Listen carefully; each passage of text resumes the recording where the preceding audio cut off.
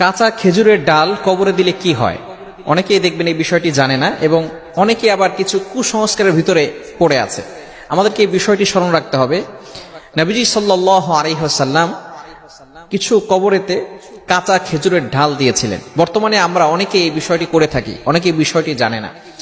নবীজি সাল্লাল্লাহু আলাইহি ওয়াসাল্লাম আবু দাউদ শরীফের 20 নম্বর হাদিস, মাররা রাসূলুল্লাহ সাল্লাল্লাহু আলাইহি ওয়াসাল্লাম, একবার রাসূলুল্লাহ সাল্লাম কবরাইনি, দুই কবরের মাঝখান দিয়ে গেলেন, কবরের পাশ দিয়ে হেঁটে গেলেন। এমন সময় তিনি দেখতে পারলেন, বুঝতে পারলেন কবরে আযাব হচ্ছে। দুইটি কারণে দুইটি কবরে আযাব হচ্ছে।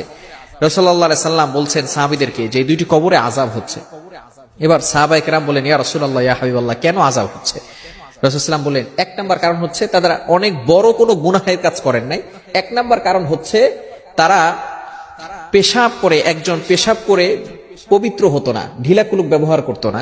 আর